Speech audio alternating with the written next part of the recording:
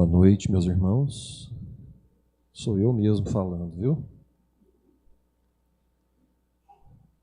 Terminando de vencer aí um resfriado forte, mas sou eu mesmo. Eu tenho alguns convites para compartilhar com você e eu queria pedir para a Cláudia colocar em primeiro lugar um convite a pedido do Ministério Mulheres em Oração, que vai se reunir no próximo sábado, aqui na igreja, às 16 horas. No outro sábado, dia 22. Então é no quarto sábado. Mas desde já, estamos avisando, elas estão trabalhando o tema Cuidando do Templo do Espírito Santo. Essa vai ser a terceira parte, Cuidando do Espiritual. E tenho ficado sabendo que tem sido encontros marcantes, abençoados. Então, um convite para você, mulher, participar e trazer a amiga, a vizinha, aquela outra colega de trabalho, que você pode trazer para ouvir da palavra de Deus e ter um tempo gostoso de oração e comunhão. Então, um convite especial para todas as mulheres, 16 horas no dia 22. Eu tenho um outro convite também para fazer, pedir para a Cláudia colocar, que é a dona Manuela, irmã querida nossa aqui da igreja, vai completar 90 anos. E ela, juntamente com a família, nos pediram para celebrarmos um culto de gratidão a Deus pelos seus 90 anos. Então nós marcamos esse culto para o dia 29/4, às 19 horas. E a família estende o convite para toda a igreja, para que participe, para que esteja aqui louvando, agradecendo a Deus, né? E um tempo gostoso de comunhão, um tempo gostoso de gratidão pela vida, pela longevidade da dona Manuela, que já vê aí várias gerações na família. Então, estou transmitindo aqui o convite da igreja e o convite da família também, para que você se programe e participe um tempo gostoso de gratidão a Deus pelos 90 anos da nossa irmã querida. Eu também queria fazer um outro convite. Esse não tem imagem, mas é convidar você para o próximo domingo estar aqui presente conosco para novamente cultuarmos a Deus, para novamente buscarmos orientação na sua palavra. No próximo domingo nós teremos profissão de fé e batismo. De novo, Deus está nos presenteando, meus irmãos, com pessoas que querem conhecer Jesus, estão aceitando Jesus, estão nos procurando. Então eu queria que você participasse. Vai ser um culto gostoso, um culto de festa. Nós vamos receber novos irmãos e irmãs em Cristo Jesus. Participe. E no próximo domingo também, eu vou começar uma nova turma de discipulado. De novo. Graças a Deus, tem mais pessoas interessadas em conhecer Jesus, saber quem Ele foi, o que Ele fez, o que Ele espera de nós, o que Ele tem para nós. Então, no próximo domingo eu vou começar, já distribuir alguns convites, e você, visitante que está aqui, e que deseja conhecer mais da palavra de Deus, deseja saber quem é Jesus, o que Ele fez, o que Ele espera de você, venha, participe, domingo de manhã, nós vamos começar uma nova turma de discipulado, e você vai descobrir o que é ser um discípulo ou uma discípula de Jesus. O que significa isso para a tua vida? Convite especial. Se você quiser participar, tiver alguma dúvida, pode me procurar depois do culto, a gente conversa. Então esses são os convites que eu tinha para compartilhar com vocês. Vamos à mensagem da palavra de Deus? Convido você para abrir a sua Bíblia na primeira carta de Paulo aos Coríntios, capítulo 15.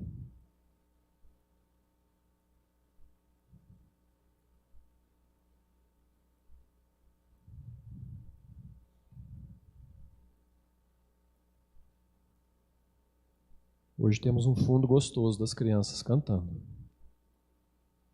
Alegria as crianças cantarem, né? Graças a Deus por isso.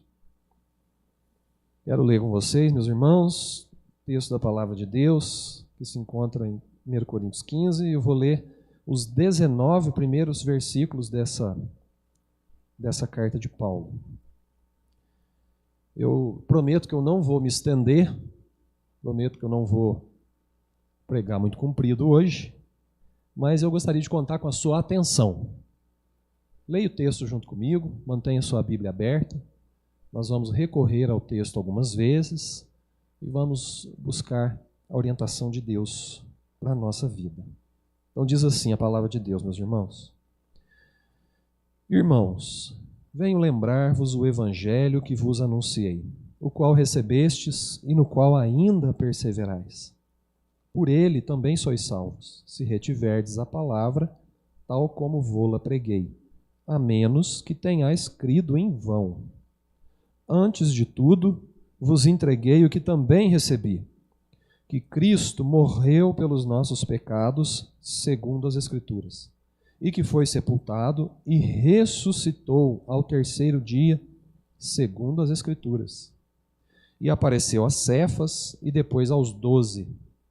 Depois foi visto por mais de 500 irmãos de uma só vez, dos quais a maioria sobrevive até agora. Porém, alguns já dormem. Depois foi visto por Tiago mais tarde, por todos os apóstolos. E afinal, depois de todos, foi visto também por mim, como por um nascido fora de tempo.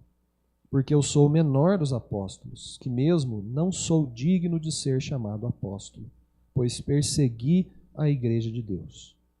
Mas pela graça de Deus, sou o que sou. E a sua graça, que me foi concedida, não se tornou vã. Antes, trabalhei muito mais do que todos eles. Todavia, não eu, mas a graça de Deus comigo. Portanto, seja eu ou sejam eles, assim pregamos e assim crestes. Ora, se é corrente pregar-se que Cristo ressuscitou dentre os mortos, como, pois, afirmam alguns dentre vós que não há ressurreição de mortos? E se não há ressurreição de mortos, então Cristo não ressuscitou. E se Cristo não ressuscitou, é vã a nossa pregação, e vã a vossa fé. E somos tidos por falsas testemunhas de Deus, porque temos asseverado contra Deus que ele ressuscitou a Cristo, ao qual ele não ressuscitou, se é certo que os mortos não ressuscitam. Porque se os mortos não ressuscitam, também Cristo não ressuscitou. E se Cristo não ressuscitou, é vã a vossa fé, e ainda permaneceis nos vossos pecados. E ainda mais, os que dormiram em Cristo pereceram. Se a nossa esperança em Cristo se limita apenas a esta vida, somos os mais infelizes de todos os homens. Até aqui. Amém. Vamos orar, meus irmãos? Pai, dirige esse momento, fala conosco, tenha liberdade, Pai, para que o Teu Santo Espírito possa trazer a Tua palavra aos nossos corações, em nome de Jesus. Amém. Meus irmãos, eu creio que todos devem já ter lido ou ter tido algum conhecimento sobre o capítulo 15 da primeira carta de Paulo aos Coríntios. É o chamado capítulo da ressurreição. Quando alguém me pergunta, pastor, o que eu faço para entender um pouquinho mais da ressurreição? Leia primeiro aos Coríntios 15, você vai entender um pouquinho mais sobre a ressurreição. E eu não sei se vocês perceberam, Paulo está lidando com um grande problema aqui. O problema da incredulidade. Alguns cristãos, alguns crentes, não criam na ressurreição. De fato, se a gente parar para pensar um pouquinho, é algo que a gente entende, não é? Humanamente falando, a gente até se coloca aí nesse grupo de incrédulos. Porque a gente para e pensa, não, mas espera aí, a ressurreição, parece que isso não funciona, parece que isso é meio difícil de acontecer, não é? A gente chega num limite em que a gente não encontra assim, muita resposta. A tendência do ser humano é negar, é falar não, não é possível. Porque na nossa cabeça, morreu, acabou. Na nossa cabeça é assim que funciona. E aí Paulo está lidando com esse problema, lá no versículo 12, ele então levanta o problema, dizendo: como, pois, afirmam alguns dentre vós que não há ressurreição de mortos? Alguns cristãos dentro da comunidade de Corinto descriam na possibilidade da ressurreição. E é lógico que dizer que não é possível alguém ressuscitar dos mortos é o mesmo que dizer Jesus não ressuscitou.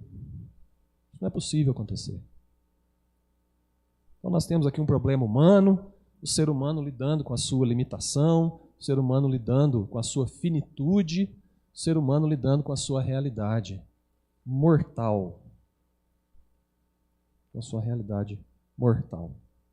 E era algo muito bem definido naquela época de Jesus, tanto entre os religiosos como os pensadores, filósofos, que não era possível alguém voltar a viver. A ideia era essa.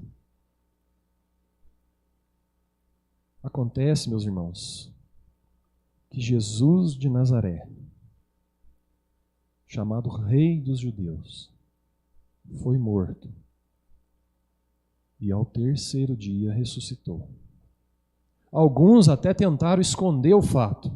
Diz o Evangelho de Mateus que alguns religiosos pagaram para que alguns guardas inventassem a notícia de que os apóstolos roubaram o corpo de Jesus. Houve essa tentativa. Você sabia disso? Está no Evangelho. O Evangelho conta que os religiosos daquela época tentaram boicotar, tentaram criar uma fake news, dizendo: Jesus não ressuscitou. Os seus discípulos vieram aqui, roubaram o corpo dele e estão falando que ele ressuscitou. É claro que nós sabemos que o relato do Evangelho nos conta que não foi assim que aconteceu. Mas a ressurreição, meus irmãos, é um tema que desafia o nosso raciocínio, a nossa lógica e todos os nossos conceitos. Sabe por quê? Porque é obra de Deus. E obra de Deus é poderosa. Obra de Deus, de fato, supera as nossas limitações. Quando Deus age, coisas inesperadas acontecem. Quando Deus age, coisas improváveis acontecem. Por mais que a gente vá lá e faça um exame e vê que tem alguma coisa para mexer, chega lá, não tem mais, né, pastor Walter? Aconteceu com o pastor Walter. Deus pôs a mão, agiu, e o médico, a única coisa que ele pôde falar para o pastor Walter foi: olha, aconteceu um milagre. Pois é, quando Deus age, isso extrapola, foge os nossos limites. Mas essa é uma triste notícia, meus irmãos. Há incrédulos entre os crentes. E eu acredito que ainda há, hoje, crentes que não creem na ressurreição. E eu queria agora, logo de cara, fazer essa pergunta para você. Você crê que Deus ressuscitou Jesus dentre os mortos? Você crê no poder de Deus, capaz de trazer de volta à vida alguém? Com um novo corpo, um corpo restaurado, um corpo imortal? Pois é, Paulo está lidando com esse problema.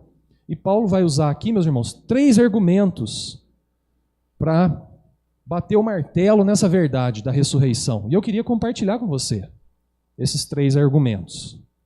Pode ser que você saia daqui com mais dúvida, tomara que não, mas eu gostaria que você saísse daqui hoje convicta de que Jesus ressuscitou.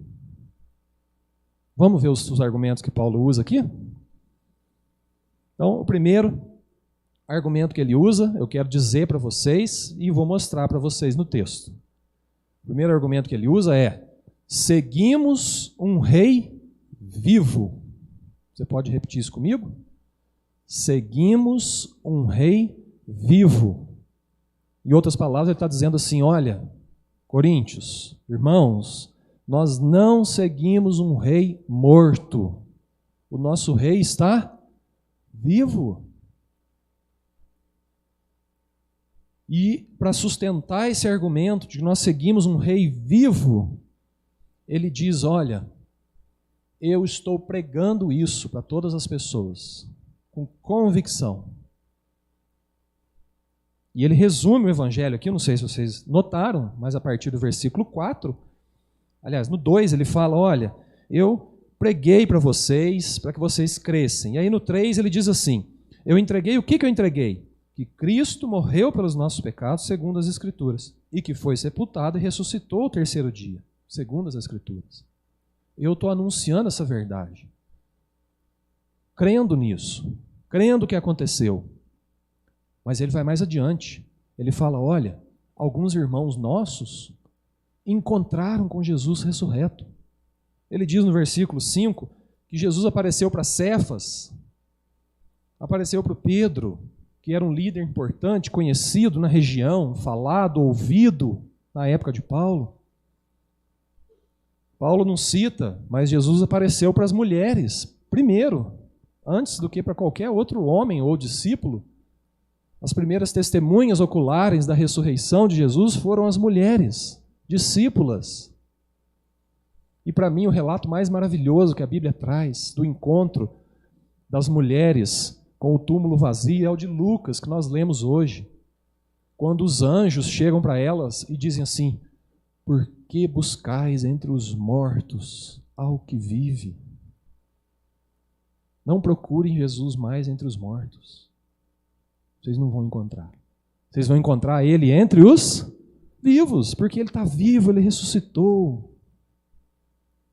As mulheres ficaram perplexas, mas foram correndo contar para os discípulos. O que os discípulos fizeram? Não acreditaram. Tiveram que ir lá. Ver também. Pedro foi, João foi. Mas Jesus apareceu pessoalmente para os discípulos. Diz o versículo 6 que depois Jesus foi visto por mais de 500 pessoas.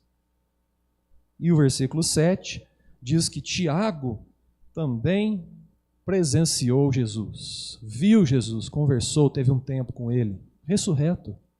E no versículo 8, ele diz, afinal, eu também vi. Eu vi. Então ele está usando esse argumento para dizer, olha, Jesus ressuscitou. Não duvidem disso. Creiam nisso. Creiam nessa possibilidade. O Deus, Criador de todas as coisas, está restaurando todas as coisas com a morte de Jesus e com a ressurreição de Jesus. Creia nesse ato grandioso de Deus. Creia nisso. Nosso Rei está vivo. Mas ele continua dizendo, lá no versículo 13, ele diz assim, olha, se não há ressurreição de mortos, então Cristo não ressuscitou. Aí ele começa a usar uns argumentos negativos, né? Se não há ressurreição, Cristo não ressuscitou. Se Cristo não ressuscitou, versículo 14, nós estamos pregando o quê? Nós estamos perdendo tempo. Nós enveredamos num caminho errado. Para onde é que nós estamos indo, então? E ele vai mais além, ele fala, olha, se Cristo não ressuscitou, é vã a vossa fé. Vocês estão crendo à toa, sem sentido, para nada. E no 15 ele fala, se Cristo não ressuscitou, então nós somos mentirosos. Estamos usando o nome de Deus para falar que ele ressuscitou Jesus, mas ele não fez isso, se não tem ressurreição. Então olha quanto argumento que Paulo está usando para dizer, nós servimos ou seguimos um rei vivo. Não busque Jesus entre os mortos. Não busque Jesus sem vida. Jesus está vivo. Jesus ressuscitou. Creia nisso. Nós seguimos um rei vivo. nós estamos mais ou menos na condição do Tomé. Vocês lembram do Tomé? O que aconteceu com ele? Talvez seja o caso de incredulidade mais famoso da Bíblia, né? Todo mundo fala da falta de fé do Tomé. Mas vocês sabiam que a primeira declaração pública de fé em Jesus ressurreto é do Tomé? Um cara mais cético, um cara mais racional, um cara mais pensativo, um cara que precisava ver para crer. Mas aí Jesus chega para ele e fala: olha, Tomé, põe a mão aqui. Pode pôr a mão aqui. Não sejas incrédulo, mas crente. Creia. E ele fala: Senhor meu, Rei meu e Senhor meu. E Jesus devolve: porque viste, creste? Bem-aventurados os que não viram e creram. Nós estamos nessa condição, meus irmãos. Temos a realidade de que Jesus morreu na cruz e foi ressuscitado pelo Pai. Nós cremos nisso? Nós não vimos Jesus ressurreto. Se alguém viu aí, depois vem me contar a experiência, que eu quero saber como é que foi. Vai que Jesus apareceu, né? Pode acontecer. Não duvido, não, né? Aliás, creio piamente nisso, né? Mas é bem provável que ninguém aqui tenha visto Jesus pessoalmente, fisicamente. Mas a Bíblia nos convida a crer que Deus o levantou da sepultura, que Deus deu vida a ele, um corpo novo transformado, e que ele está vivo. A pergunta é: eu e você, cremos? Ah, pastor, o negócio aí é meio complicado. Pois é. A gente chega no limite da mente humana, a gente chega no limite da explicação, da lógica, da ciência, daquilo que a gente entende. É hora da gente dar um passo de fé. Aqui fica uma dica, meus irmãos. O que eu não entendo, eu creio. Nós não entendemos a ressurreição de Jesus. Não mesmo. Foge toda a nossa limitação. Mas o convite não é a gente explicar, especular, entender. O convite é a gente crer. Creia. Nós seguimos um rei vivo. Segundo argumento de Paulo. Dá uma olhadinha comigo aí no versículo 9 e 10. Paulo diz assim: eu sou o menor dos apóstolos, que não sou digno de ser chamado apóstolo, pois persegui a igreja de Deus. Mas pela graça de Deus, sou o que sou. O que Paulo está dizendo aqui? Paulo está dizendo, meus irmãos, olha, pensa num cara ruim. Paulo falando dele mesmo. Pensa num traste. Era eu. E a graça de Deus me alcançou. Eu tive um encontro com o Cristo ressurreto. E hoje eu sou o que sou. Antes eu perseguia a igreja de Deus. Antes eu achava que estava num caminho legal, mas eu não estava. Mas quando eu encontrei a graça, quando eu encontrei o Cristo ressurreto, Ele me fez nova criatura. Isso que Paulo está dizendo. Então o argumento que ele está dizendo aqui, ele está dizendo, olha, Cristo ressuscitou, por isso nós seguimos um rei vivo. Cristo ressuscitou, por isso hoje eu tenho vida. Nós temos vida. Vida nova. Diferente. Novos propósitos.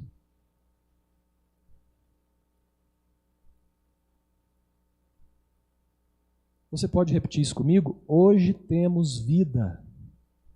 Hoje temos vida. Mais uma vez. Hoje temos vida. Nós precisamos entender, meus irmãos, que a obra de Deus, da salvação, ela inclui a morte de Jesus e a ressurreição de Jesus. Uma não subsiste sem a outra. A morte de Jesus sem a ressurreição não está completa. A ressurreição sem a morte é só exibicionismo. Mas a morte de Jesus, nos livrando do peso do pecado, da dívida que nós tínhamos, e a ressurreição, trazendo vida, propósito, completa a obra de Deus. E hoje nós só temos vida, condição de viver uma nova vida, porque Jesus ressuscitou. É por isso que nós temos propósito. Paulo está dizendo isso. Paulo está reconhecendo que ele é indigno da graça, mas que ao mesmo tempo, quando ele se encontrou com Cristo ressurreto, ele foi impactado, ele foi transformado, ele não foi mais o mesmo. Ele não foi mais o mesmo. Ele teve uma mudança radical, porque se encontrou com o Cristo ressurreto. Paulo deixa claro isso, meus irmãos. Tudo na sua vida mudou. Seus propósitos, seu caráter, seus pensamentos, seu jeito de agir, suas palavras. É impressionante que quando nós revisitamos o capítulo 9 de Atos, onde conta a conversão do apóstolo Paulo, nós vemos ele ali no chão, olhando para aquela luz, vendo Jesus, mas aquela luz forte nos olhos, ele perguntando: Senhor, quem és tu? E ele fala: eu sou Jesus a quem tu persegues. 3 dias depois, meus irmãos, ele está pregando o evangelho. 3 dias depois, ele está declarando que Jesus Cristo é o Salvador, é o Rei dos Reis. Como que uma pessoa que perseguia a igreja, depois prega a favor da igreja? É porque ele encontrou o Cristo ressurreto, ele encontrou a vida. Ele encontrou a vida. Por isso, meus irmãos, em Jesus nós temos vida. Hoje nós temos vida. Porque Jesus ressuscitou. Você já se encontrou com Cristo ressurreto? Você já teve esse encontro? Que mudou a sua vida, que impactou a sua vida, que trouxe novos propósitos, nova direção.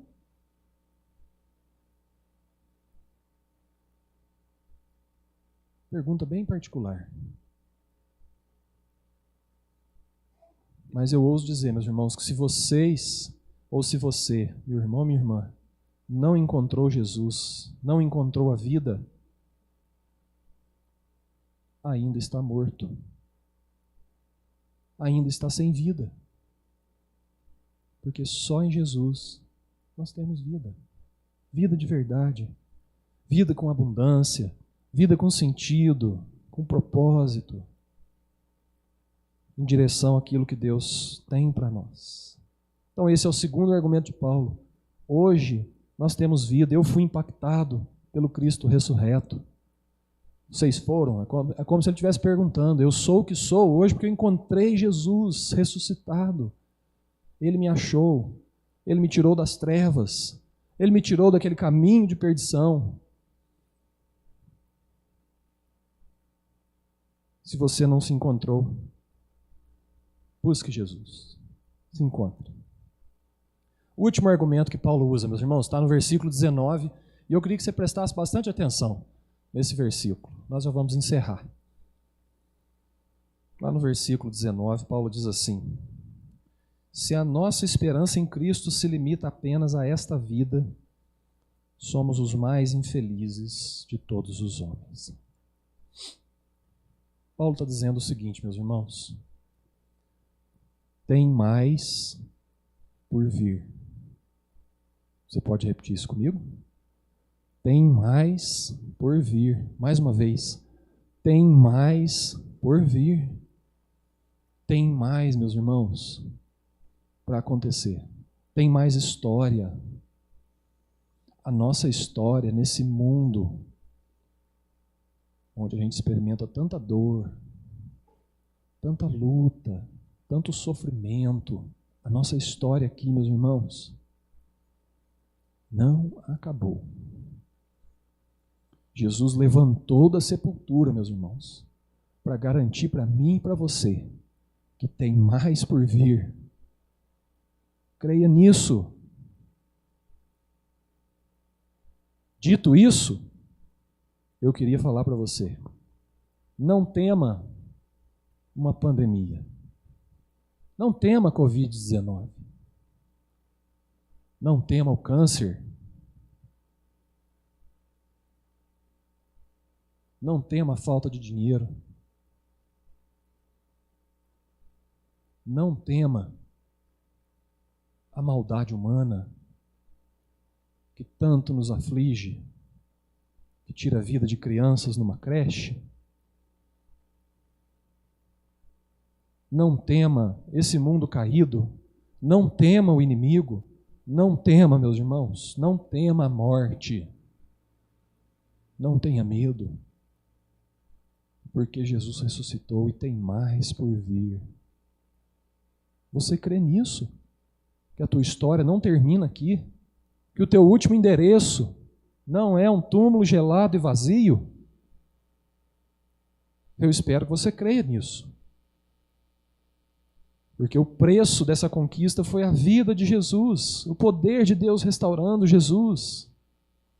Há esperança, meus irmãos, há mais por vir. Isso deve alegrar o nosso coração. Isso deve nos preparar para o dia da nossa partida. Você está preparado para o dia da sua partida?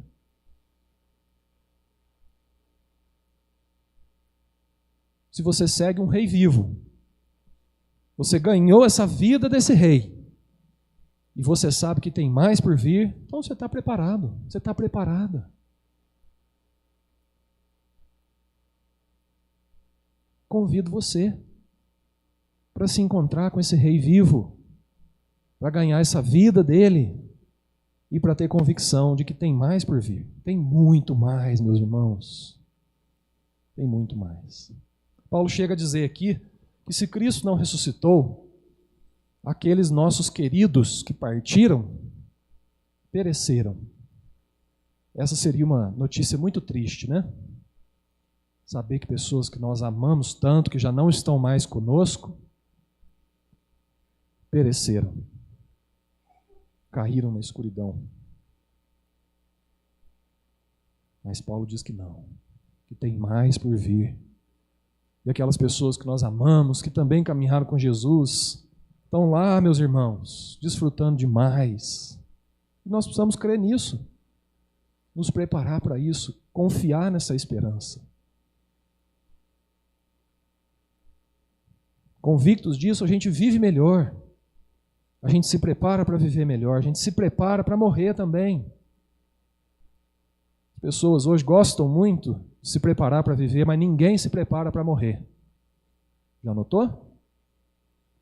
É papo difícil mesmo, né? A gente falar da morte, ninguém gosta. Todo mundo esquiva, todo mundo leva para o escanteio, né?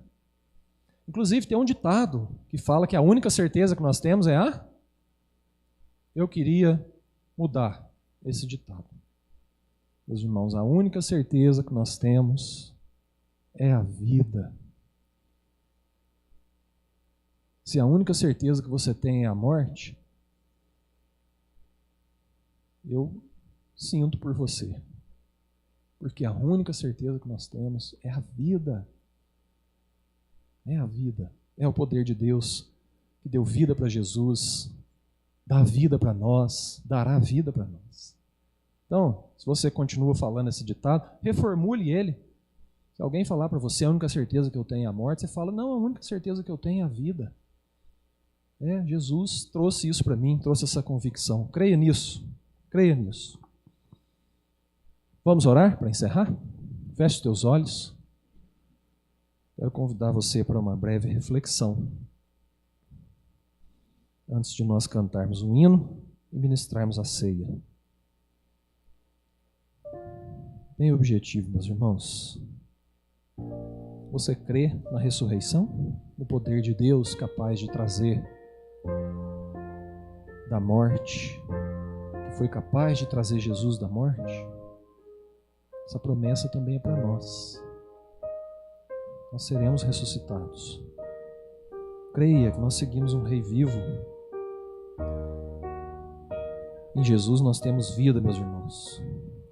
Nós encontramos a vida. Se você não se encontrou com Jesus, eu quero convidar você para fazer essa reflexão no teu coração. Converse com Ele. Tenha esse encontro agora. Busque a vida de Jesus. E creia, tem mais por vir. A nossa vida não se limita às dores desse mundo. Nós temos a promessa de uma vida restaurada, um corpo novo, sem dor, sem lágrimas, sem morte. Creia nisso. Pai, obrigado pela manifestação poderosa, Deus, de entregar o Teu Filho por amor a nós, mas de reerguê-lo da sepultura, Pai, da morte. Louvado seja o Teu nome, por tão grande obra, Senhor Deus. Louvado seja o Teu nome, porque dessa forma nós temos a possibilidade de uma vida nova também, Pai. Cremos que Jesus está vivo. Cremos que nós seguimos a um Rei vivo. Cremos que nós temos vida em Jesus. E cremos que em Jesus tem mais por vir. Aleluia, Pai. Que notícia maravilhosa, a notícia do Teu Evangelho.